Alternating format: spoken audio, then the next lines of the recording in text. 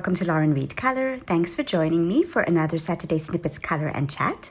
We are working in Luna by Maria Trolle, and the page that we are doing is the Cat in Columbines page. As you can see, we've made quite a bit of progress. We've finished the background and started coloring the Columbines. My plan for today is to finish all of the Columbine flowers and to start on the stargazer lilies. My inspiration image for the Columbines is this one. Let me put it up on the screen. And my inspiration for the stargazer lilies is this one. So that is what we're going to try to achieve. And I'm, of course, using Prismacolor pencils. For the Columbines, just a second, we are using gray lavender, violet, dark indigo, no, this is indigo blue, and white. And for the stargazer lilies, when we get to them, we're going to be using magenta, blush pink, orange, cream, pomegranate. This one is carmine red, chartreuse, and Prussian green, and I think we will also be using white. So those are my plans for today, and let me just put that on the side. Those are my plans for today, and we're going to see how far we get. Before we do any of that, I'm just going to show you what I've been doing this week. I've been making really good progress on all of the pages that I had planned for August, and I finished 2 this week. The first one is in Animaux de la Forêt by Caroline Allen, and the page that I completed is the Chipmunks in Roses. So I did this page for 2 different hashtags. The first one is for the Wild Year of Color 2026, hosted by Jamie at Finding Joy in Color. The prompt for August was chipmunks.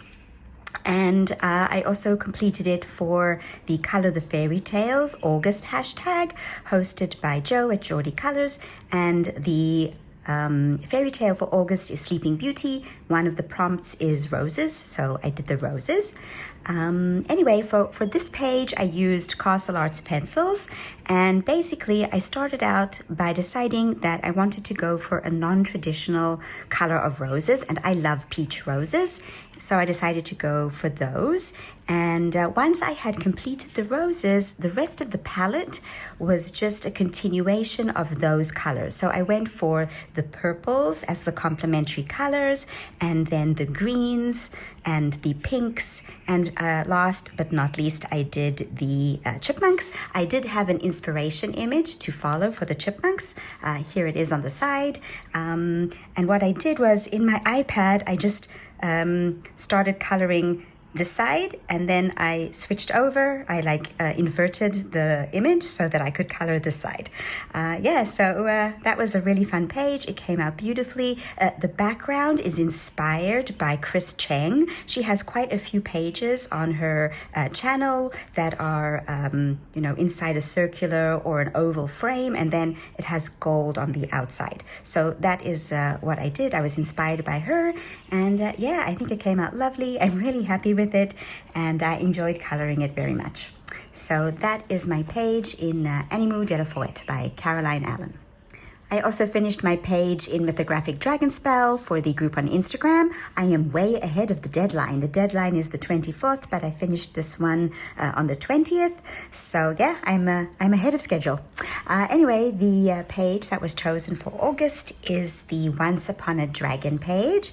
And I'm really, really pleased with this. It was a surprising success. When I began the page, I was really confused as to what exactly this dragon is. It's really got a very strange structured body. It's very disproportionate. So we have this chest that is sticking out, these legs that seem to be, randomly attached to it. This leg is really long and twisted. And I'm not sure if it is supposed to be a dragon, a dog, or a stag. It's got all of the features for all of those animals. So it's definitely some sort of hybrid creature. And I was struggling to try and figure out where to put my shading, what to do with it. Thankfully, Joseph does give some hints as to shading. And so I was able to color it. And then it started to come together, because once I started coloring the book, with the contrasting brown colors to the blue, it started to really come alive, I think. And then once I put in this grass or bushes underneath the dragon with the teal colors, that's it. I was on a roll, and then it just sort of materialized and came out beautifully. I'm really happy with it. The background is my new set of pancake pastels that I got from AliExpress. They really worked very nicely with an applicator. So yeah, very happy with the end result. It is colored with a base of alcohol marker, and then it is Derwent light fast pencils for everything else. So yeah, that is my page in Dragon Spell by Joseph Katzenbang. I also have 2 whips on the go. The first one is in Daydreams by Hannah Carlson, and the page that I'm working on, one second, is this Wild Rose Garden. This is turning into a long-term whip, but I do hope to finish it in August. So far, I did the background, which I did in July, and I started basing the roses, which I also did in July, this one and this little bit. And then this week, I just wanted to knock out something quickly, so I based these little roses on the side. I didn't do very much. I'm really hoping to focus on this page in the coming week, and I might be able to finish it, I might not, but it will definitely be a page that I work on a lot before the end of the month. So that is my page in Daydreams by Hannah Carlson.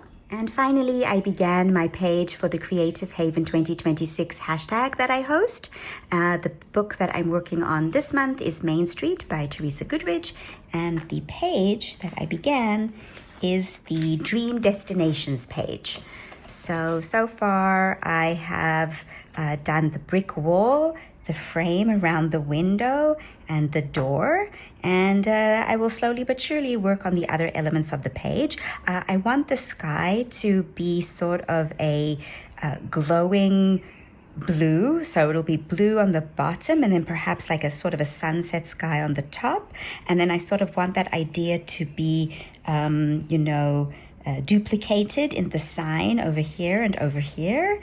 And then I'll decide afterwards, once that is in, what to do with the other elements on the page. I'm using Castle Arts pencils for this. And I think it might end up being quite a quick page because there isn't really that much on it. Yeah, so that is my page in Main Street by Teresa Goodrich. Okay, that's what I did this week. Now let's go back to our Luna page and continue coloring our Columbines. Right, let's begin. Last week I was off camera for one of the flowers. I do apologize, but today I will make every effort to remain in the frame of the camera. And yeah, we're going to start. These Columbine flowers are going to be purple on the top and white for the flower itself. Okay, and now we're just going to color them. I'm starting with gray lavender, and I'm just putting a base layer of this pencil over everything and making sure to leave a highlight. Okay. Okay, so as I said earlier, these are color and chat videos. If you're new here, if you don't like that format for the video, that's perfectly fine. I know that chatting is not everyone's jam.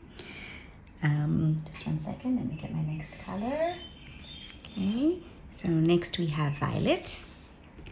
All right, so I'm starting to put this in the shadow areas. Yeah, so if the chattiness is not for you, please do feel free to mute me and just color the page.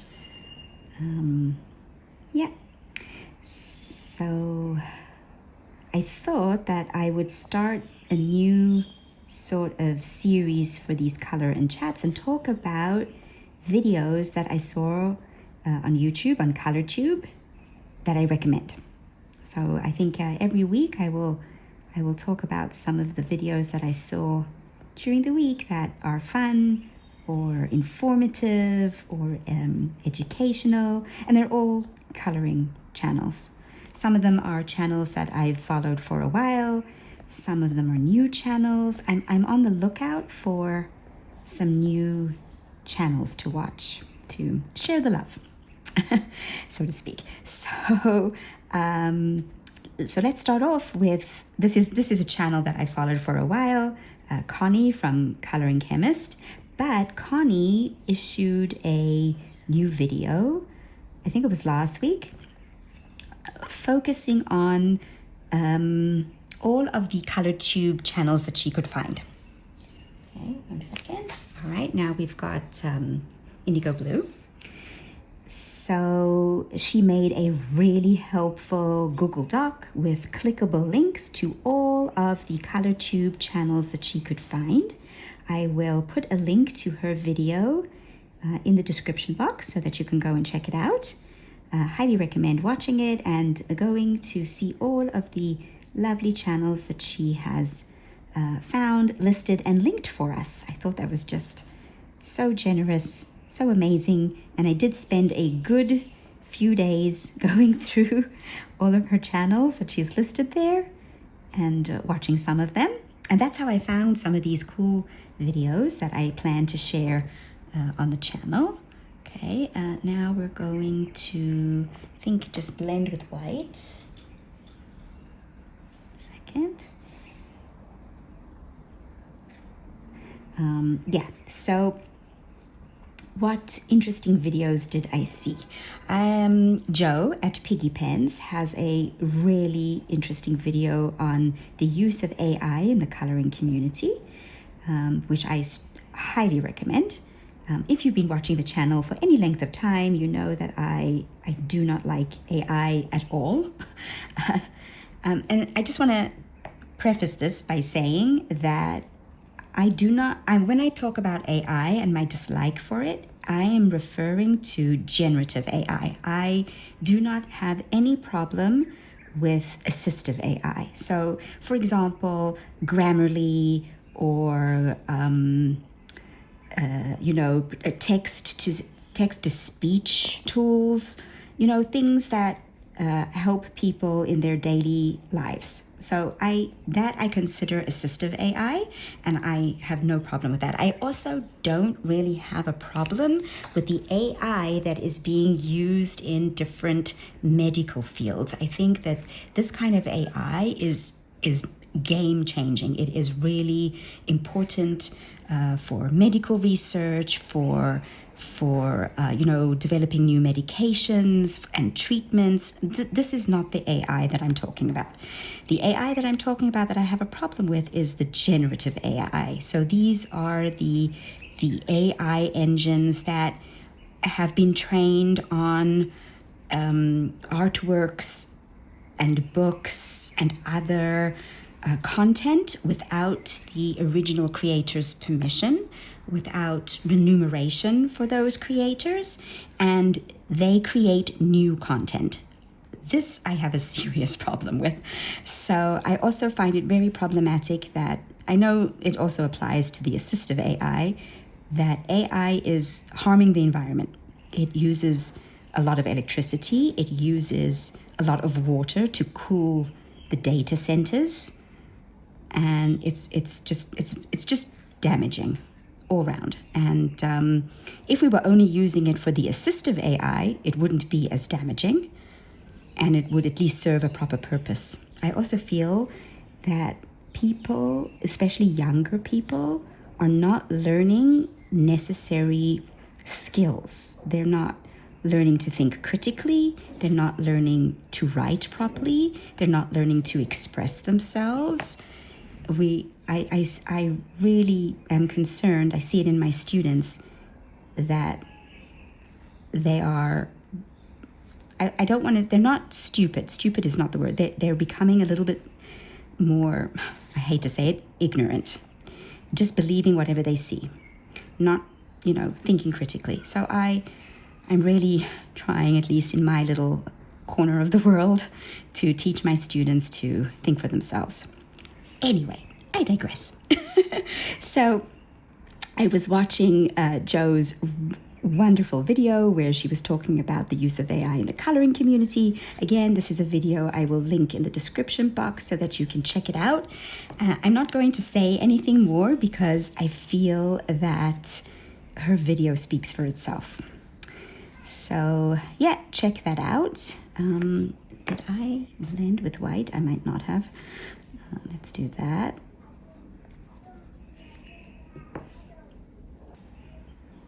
yeah, back in with the violet just to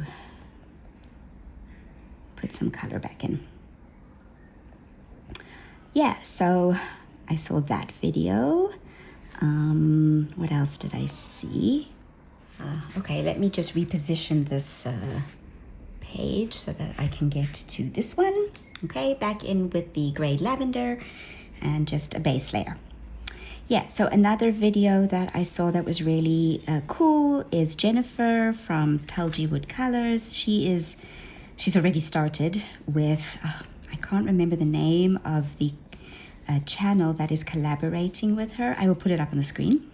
So they have started a group on Instagram to color Joseph Katzenbang's new lithographic book, Alice in Wonderland. They will have, I think she said it's a page every 2 months, and they're starting with I think she said it's the first page in the book because they're waiting for other people to get their books and to join. So I don't yet have my copy. I'm not sure. I have so many mythographic books, but I love it. I love that new one. I love Alice in Wonderland. It's one of my favorite books of all time. I've read it, I don't know. First of all, I read it when I was a child. I read it when I was at university. I read it since then. I've read it like, I don't know, 5 times, 6 times.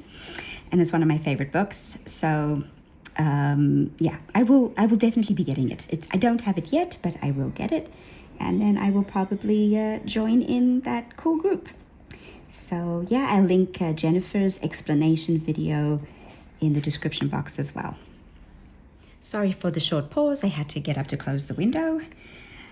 Yeah, so I recommend going to Jennifer's channel. Again, I will link it.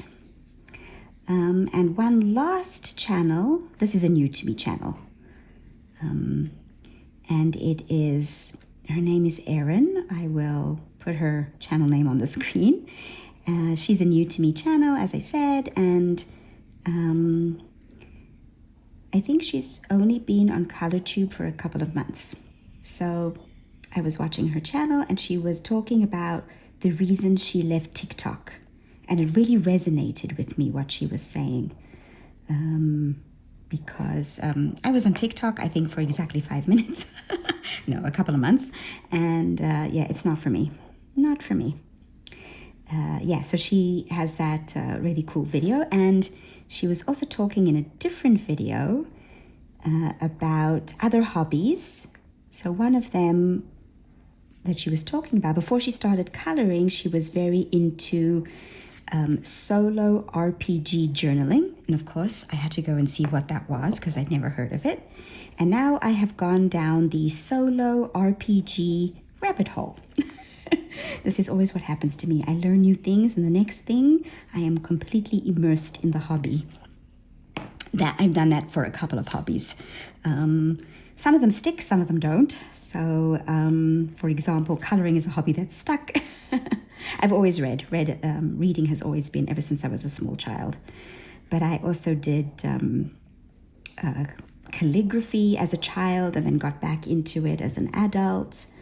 I went down the fountain pen hobby rabbit hole. That one, thankfully, also for my bank account, has... I still enjoy using fountain pens, but the whole collecting is, yes, not something that I have stuck with, thank goodness, because it is a really expensive hobby. Video games, yeah, that's a hobby that has stuck with me. And it looks like these role-playing games are fun, and I am doing some research into them. I started playing one. It's called Fabled Lands. So the first one that I looked into was called Fabled Lands, and it is by, his name is Dave Morris and Jamie Thompson. So yeah, so I started looking into that, and I found that on Amazon there is a Kindle book. It's a choose your own adventure style game, and so it has a game book. And on Amazon for Kindle they have the first book in the series. So I started doing it. I read up, I created my character, I gave her a name, and then I started the adventure, and I kept getting stuck. Like, in order to progress, you need to purchase, for example, a candle, but I didn't have enough money for a candle. So then I went somewhere else, and you can invest to get more money, but I didn't have enough money to invest. I'm unclear as to what I need to do to make more money so that I can progress in the game. I've probably done something wrong. I probably need to go somewhere, do something first, and then I will be able to progress. But I don't know, I found it a little bit frustrating, so I stopped. And I did more research, and I found a different game. This one is called Ironsworn. And the name of hold on, I'm going to have to look him up again. The name of the creator is Sean Tompkin, and this one is a little bit more imaginative. So I've only just started this one. It has a rule book of 250 pages, so I am looking into that and studying up on it. But it looks really cool. It's a little, as I said, it's a bit more imaginative, less of a choose your own adventure and more of a create your own world sort of thing. So that looks really good and interesting. And yeah, I have found myself going down the solo RPG rabbit hole. The roommate, Karen, she plays Dungeons and Dragons. And my brother also plays Dungeons and Dragons. He's played Dungeons and Dragons ever since he was a teenager. I never got into it, but he had, in high school, he had his friends, they got together.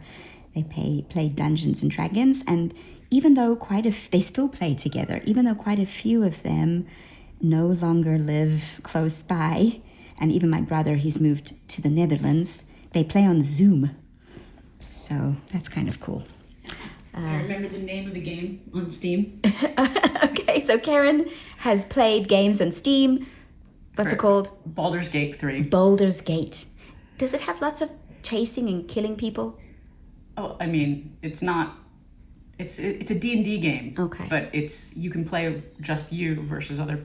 Oh. You can either play with other people, or you can play. You can play by yourself? Yes. Okay. I might look at it. Okay. Okay. Anyway, where was I? Yes, we are moving on to the white flowers. Hold on one second. Okay, we have finished the tops of our columbines, and now we're going to do the flowers. Now, the flowers are going to be white, and of course, white is not actually white. White reflects the colors that are around it, all right? So for this reason, we're going to be using some shades that are around these flowers. So we're going to be using our Art Grip Aquarelle Green, which is the color that we had in the background. We're going to be using cream.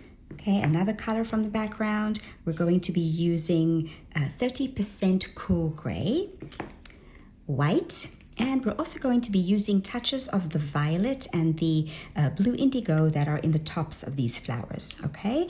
And in order to make it white completely after that, we're going to go around the flowers with a white gel pen, all right? So while it might not start out looking white, it will become a lot more white when we put the gel pen in. Okay, so let's just get going.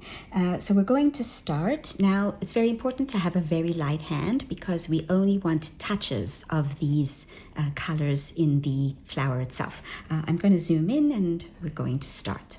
Okay, so I'm starting with the violet, and I'm only putting this color very lightly in the shadow areas. And when I say lightly, like barely touching the paper. Okay, so there, around this little area. We want to keep most of the paper white. Okay, that should do it. And now what I'm going to do is I'm going to take my white, okay, and I'm just going to blend that purple into the flower. Okay. Now we're going to deepen up the shadows with the blue indigo. Yep, indigo blue. only in the shadow areas. Put a little there. Okay, and it should be really muted because of the white that we've put down. I'm not sure, we might not even need any other colors. Okay, we're going to put some of this green on the bottom, just a little bit. You can just put it in random places. It doesn't have to be. Do we want the gray even? I'm thinking we don't even need that gray. I'm just blending out with white. Okay, yes, and now we're going to get a gel pen and we're going to put it over all of the lines. So 1 second. Okay, I have a jelly roll. Any white gel pen will work. Now keep in mind that the wax from the pencils will get into the nib. So every once in a while, if you feel that your ink isn't flowing, just clean off the nib. Okay, so we're just going to just make sure it's flowing.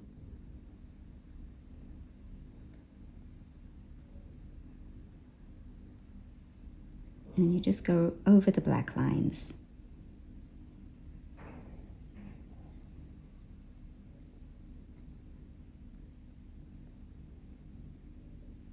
This will ultimately make the flowers look white.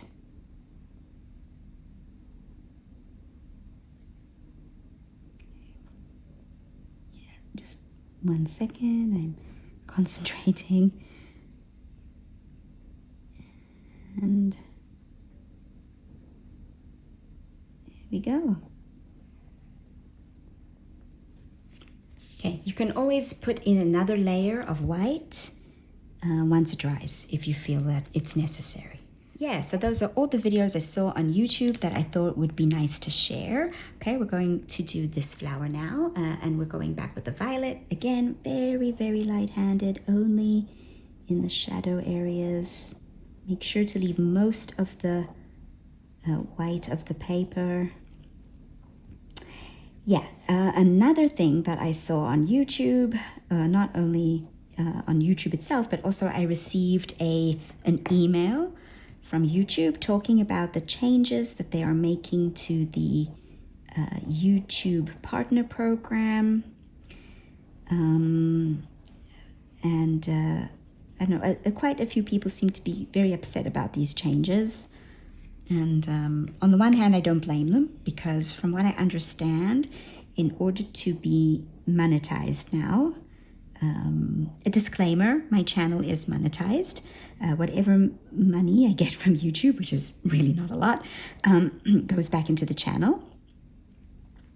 So to get monetized right now, you need 1,000 subscribers and you need 4,000 hours of watch time in 365 days, so in a year.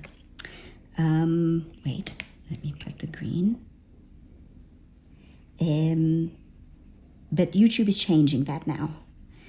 So now you still need the 1,000 subscribers, but you need to get 8,000 watch hours. So they've sort of doubled the number of watch hours, and this is starting from the 1st of February 2027.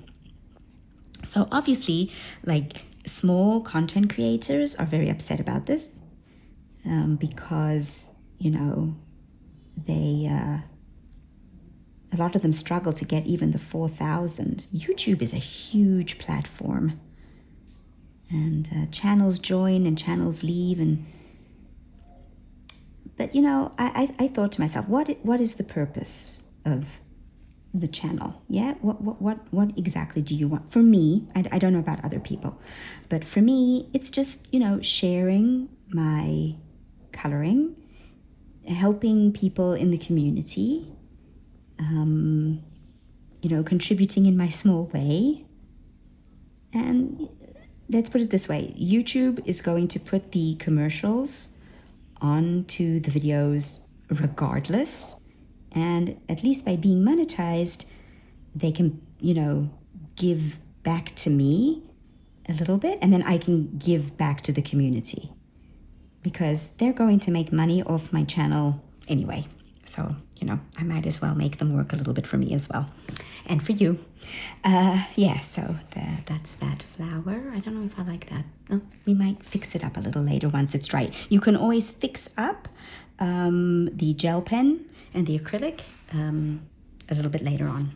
Okay, let's go back. Let's make sure I'm on camera so that you can see what I'm doing. Okay, back in with the violet. Yeah, so I thought that was really interesting. And I'm not sure why they're doing it. I do know that for shorts, I don't really do shorts. For shorts, it's even more difficult. For shorts, now they need, before it was 10 million views on your shorts, and now it is 20 million. That's a lot. I think they want to reduce the amount of AI that's on the platform. A lot of people are just using AI to crank out shorts that are not getting a lot of views and people don't really like them. I think they're trying to limit that, maybe. I don't know. So yeah, I saw that. What else happened this week? So I'm reading. I finished the library book that I was reading. It's called The Secret of Flirting. By Sabrina Jeffries. It is book number 5 in the Sinful Suitors series. It's a historical romance. Just let me clean off my nib, make sure it's working. So this one was actually really interesting because it contained a real life event in it. So the real life event that is included in the book is the decision of who would be the King of Belgium. So after the Napoleonic Wars, Belgium sought its independence, and all of the ruling empires of the time, I suppose, got together to decide who would be the King of Belgium. There were a couple of candidates. So what the book does is create a fictional candidate, a candidate who didn't really exist in real life. I think this is too purple. In fact, it is so purple that I'm going to cover it up with the gel pen. Yeah, that looks good. Okay, so that's that one. It doesn't look like much close up, but from a distance, it should look better. Do I even want to make some more white? Oh, I've made a mess there. Never mind. We can always cover it over with some white acrylic paint later. Okay.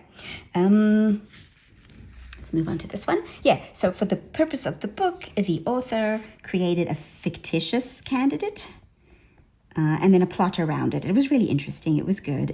I always find myself in these kinds of situations where they include historical events into these books. I find myself going down the Wikipedia rabbit hole.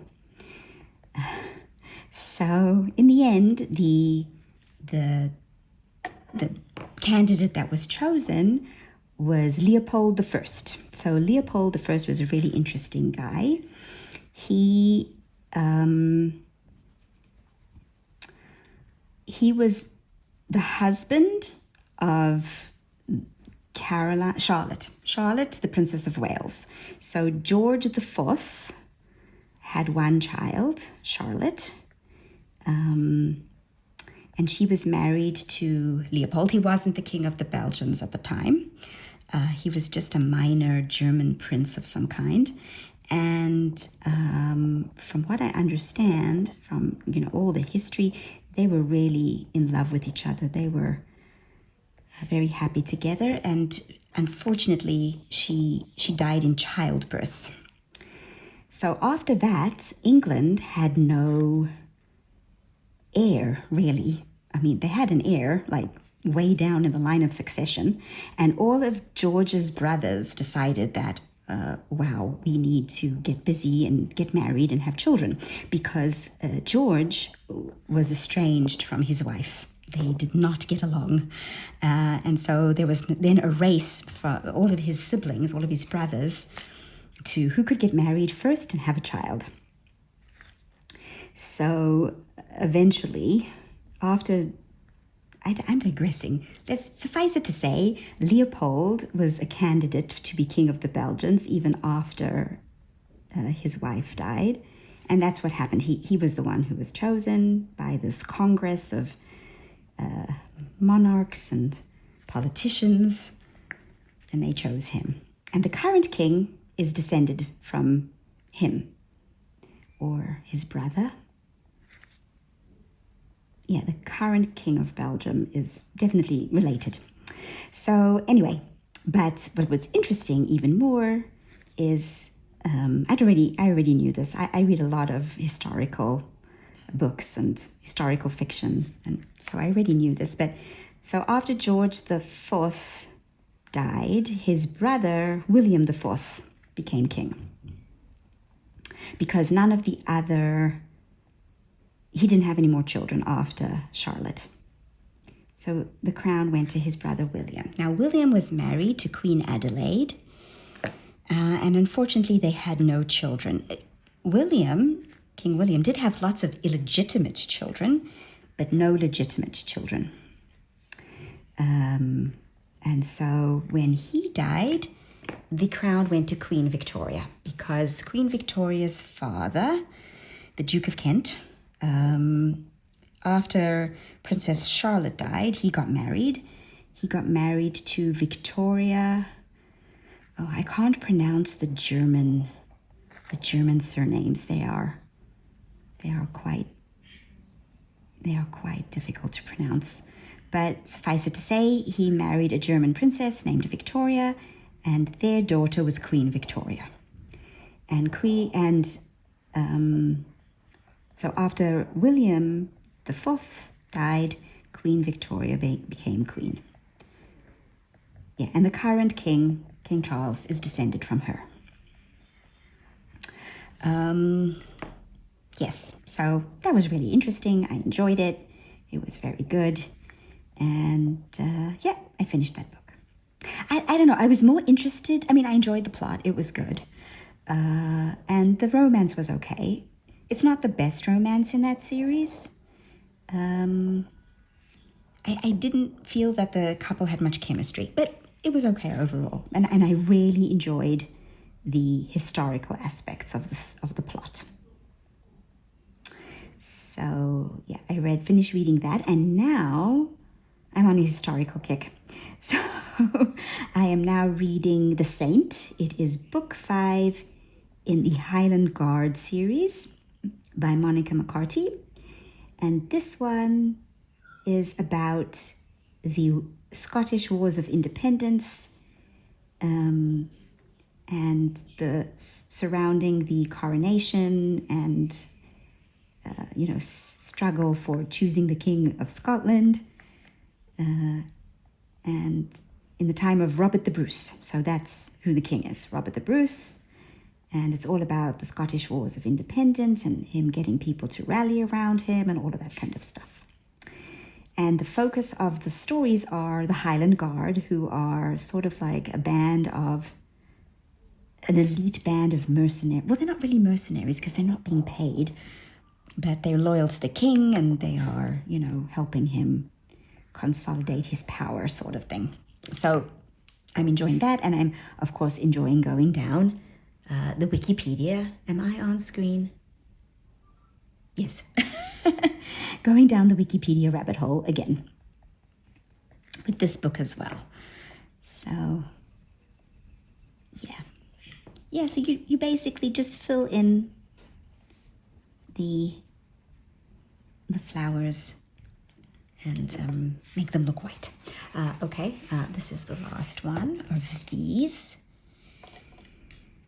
I'm thinking we might put a lot more white. I might get some acrylic paint later on, once the page is actually finished being colored in, because sometimes you can't tell what all the elements of the page are going to look like until everything is colored, especially elements that are white. So once we have colored the whole page and we see everything, I might, if I feel that the flowers aren't white enough, I might come back in with some acrylic paint. But that, as I said, will only be towards the end. Yeah, so I'm reading that. I'm about halfway through.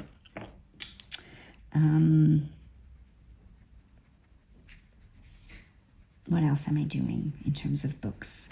I do have an audio book that I have lined up. But, I'm doing other things. I'm watching YouTube. And so I haven't really gotten into it yet. But it's called The Map Maker's Apprentice. It is book 2 in the... I can't remember the name of the series. The first book was called The Clockmaker's Daughter. I think that might be the name of the series, The Clockmaker's Daughter. If not, I will put it on the screen, what the name of the series is. But it's book 2 in that series, and it's really good. It's sort of like, it's a steampunk. It's steampunk. So it's set in Victorian England. It doesn't actually have that many steampunk elements to it.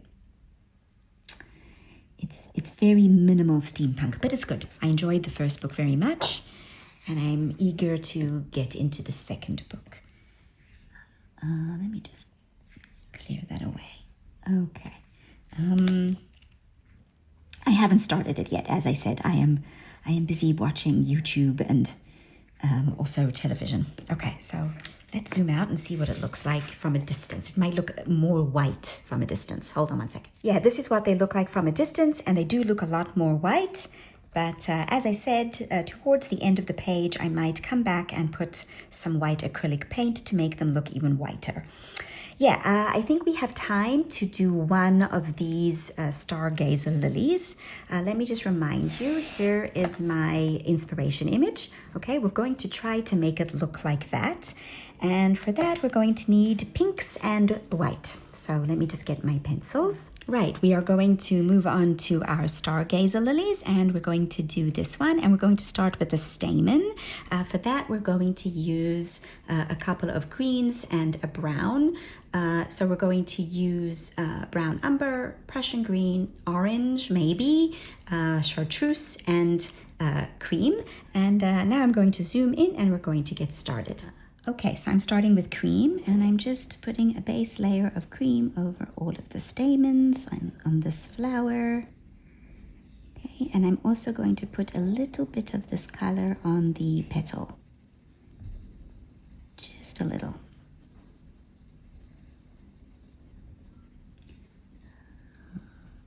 Okay, right. And now we're going to take the chartreuse.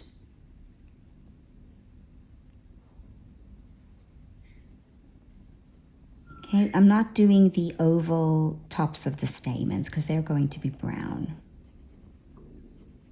Okay, and some Prussian green. Just the bottoms.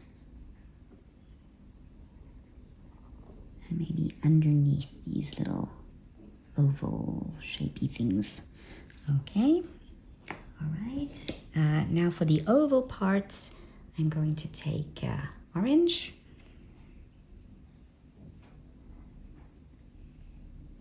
Okay. All right, I'm going to blend that out with cream and brown. You can leave a highlight somewhere so that the orange peeks through. Okay.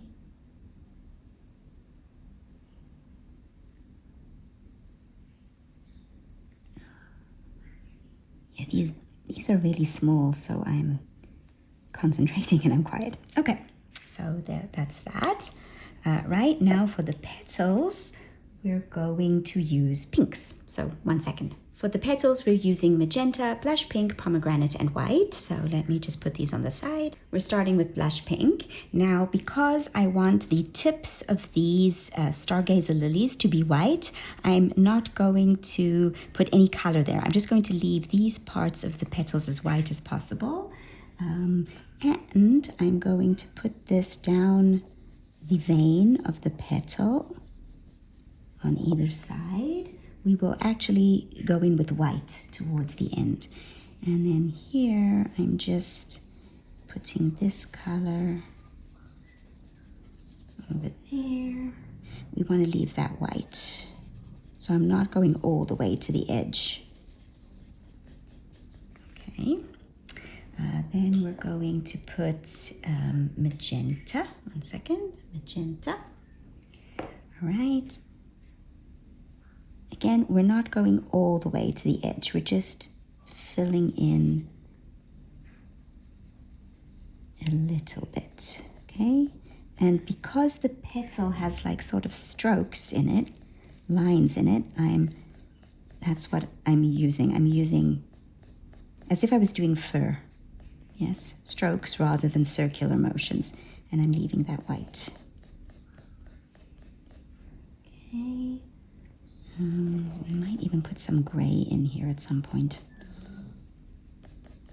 All right, so do that. Let's blend that out with the blush pink again.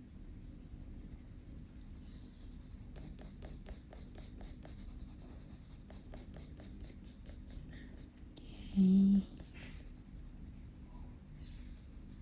Right, and now we're going to put pomegranate. I might even put in some indigo blue.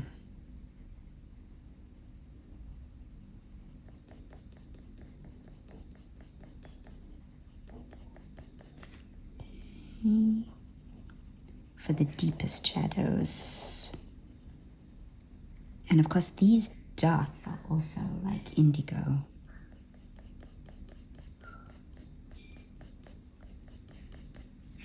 Right, let's take the white, make sure it's clean. Right, and I'm not going into the deepest areas there. I'm just blending it out here. Okay, and some more blush pink.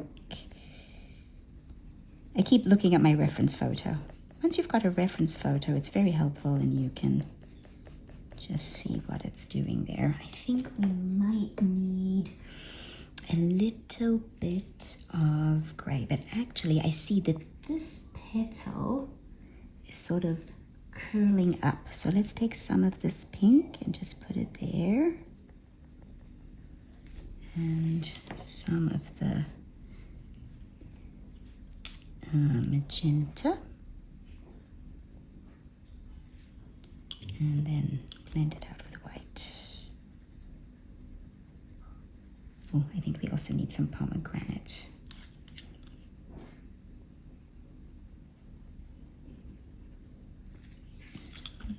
Blend out some more.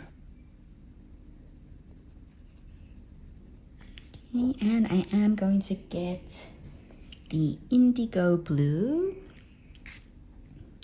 and just put it here in the deepest shadows.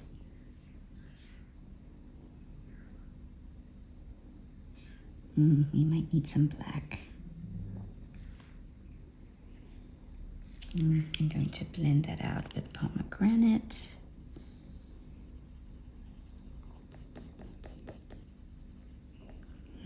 I'm thinking we do need black.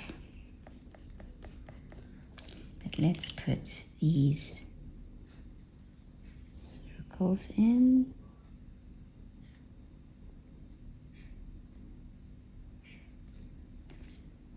Yeah, we're gonna need a black. Let me just get black. Okay, black, and just in the deepest shadows. Be very careful with black. It has a tendency to take over a page. and make it look dull. That's why you always put black on top of some other color. Let's blend that out with the pomegranate. Yeah. Oh, I think I like that.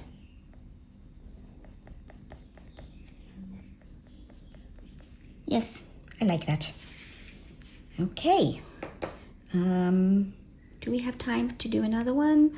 I don't think so. I think we're going to end here. Let me just zoom out so you can see what we've got. Oh yeah, I really like that. I think it's going to look beautiful when all of the flowers are filled in, and it works really nicely with our green background and our purple columbines. Yes, I'm eager to see what it will look like at the end. Okay, so that's it from me for today. Thank you very much for joining me. I hope that you had a good time, and I hope to see you again next week.